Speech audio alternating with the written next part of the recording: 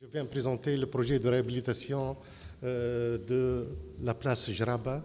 C'est une action pilote qui se réalise dans le cadre du projet Réhabimed, réhabilitation et tourisme durable. Pourquoi Kérouan? Pourquoi réhabilitation et tourisme durable? C'est que Kérouan constitue la première fondation de l'islam en Afrique du Nord. Cette ville a pu rayonner sur tout le Maghreb et l'Espagne pendant plus de 5 siècles et développer une école architecturale qui a pu se perpétuer jusqu'à nos jours. Kérouan dispose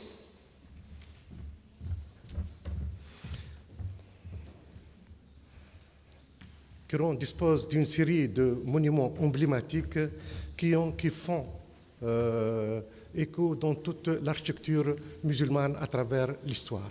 La grande mosquée de Kérouan est une des mosquées qui va servir d'exemple pour les autres mosquées nord-africaines. Aussi, les bassins des Aghlabites constituent une des plus importantes installations hydrauliques dans le monde musulman.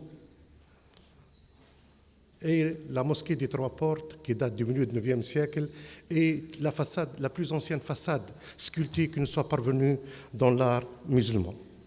Donc, c'est ce qui fait la réputation de Kérouan. D'autre part, Kérouan était déjà une des pionnières du tourisme tunisien.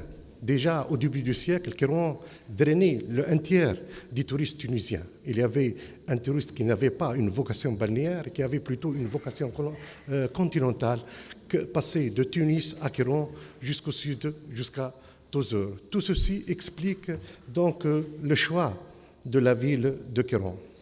Mais à partir du milieu du XXe siècle, il y a eu changement dans la mentalité, bien sûr, et dans les techniques de construction et autres.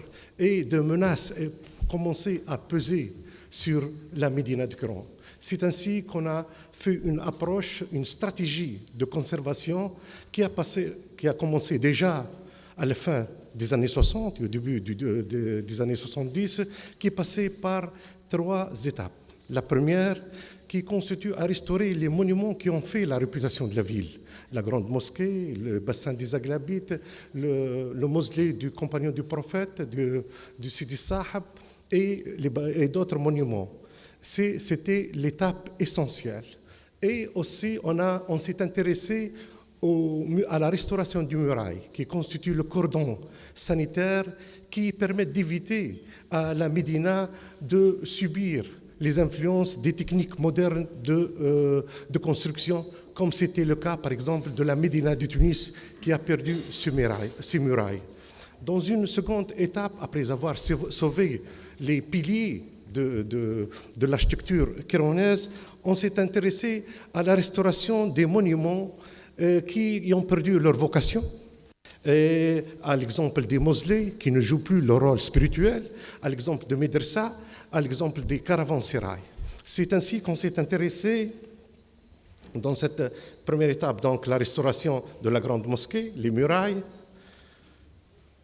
Donc à cette étape-là, la deuxième étape, on s'est intéressé à une série de monuments importants au sein de la Médina qui constituaient de lieux d'habitation d'une population très misérable et en même temps qui perdaient leur vocation architecturale et leurs éléments patrimoniaux. La solution donc c'était de trouver des solutions pour les familles qui habitaient au sein de ces institutions, au sein de ces monuments, et en même temps de commencer la restauration. Le fait de vider les lieux était encore plus important que le travail de restauration. C'est ainsi, comme vous voyez, certaines mausolées, certaines médressas ont disposé de plus d'une vingtaine de familles qui y habitaient. Donc le travail était important et là, concerné une quinzaine de mausolées et médressas qui ont été complètement vidés, réaffectés, changés dans des lieux publics, à l'exemple de cette médressa Khoudia qui date du XVIIIe siècle, qui constitue le siège de l'inspection de la culture à Kérouan actuellement. Ça, c'est un autre mausolée. Une autre quinzaine de mausolées ont été restaurés, mais ils ont gardé la population là qui y habitait afin de maintenir le maintien, en quelque sorte de garder le maintien et l'entretien de ces monuments-là. Aussi, cette étape concerne la restauration et la revitalisation du souk. Kairouan dispose d'une aire commerciale très importante au sein de la Tunisie, c'était la deuxième en Tunisie, et plus d'une quinzaine de souks ont été restaurés et ont été revitalisés afin effectivement de faire de telle sorte que la Médina continue à jouer son rôle économique, comme on a fait aussi par la réaffectation de certains monuments pour qu'elle continue aussi à jouer son rôle administratif. Donc, c'était la troisième étape, et vous voyez les souks de Kairouan qui ont été complètement restaurés. La quatrième étape, c'est l'étape la plus importante. Maintenant, on a sauvé l'essentiel des monuments de Kairouan, plus de 80 monuments au sein de la Médina, mosquées, oratoires, mausolées, médressas, caravansérail ont été sauvés. Maintenant, il s'agit d'aborder la quatrième étape. C'est l'étape la plus difficile, celle qui est en rapport avec la population. Il faut sauver tout le tissu urbain, faire de telle sorte que la Médina garde son authenticité, faire de telle sorte que Kairouan garde son nom de ville classée patrimoine mondial. Et c'est le plus grand défi qui, en quelque sorte, guette presque toutes les Médinas musulmanes et le défi qui n'a jamais été gagné, en fin de compte. Donc, pour nous, ça a commencé par l'aménagement, la réhabilitation de certaines artères principales. En attendant de passer pour les maisons, bien sûr, parallèlement, on a eu d'accord avec la population pour restaurer certaines maisons, mais en même temps, c'est surtout, on s'est intéressé à quelques artères principales et à des placettes. C'est en ce sens qu'on a exécuté le projet présidentiel qui s'étale sur plus de 800 mètres, qui passe de la grande mosquée à une des portes de la Médina. Et vous voyez, c'est tout un travail qui a été fait de pavage, d'enfouissement des réseaux électriques et téléphoniques qui constituent une pollution pour le paysage urbain, restauration de certaines maisons en accord avec la population, reprise de pavage et autres. La deuxième étape, c'est un autre projet, c'est celui le projet de l'unité de projet qui a été financé par la Banque mondiale et qui s'exécute actuellement, parallèlement avec notre projet. C'est de Réhabimed. C'est en ce sens que s'insère le projet Réhabimed pour effectivement continuer cette stratégie, continuer cette optique de restauration.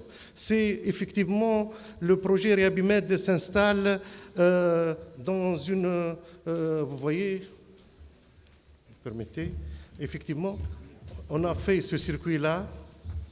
Circuit touristique. Oui. Et ça va, ça.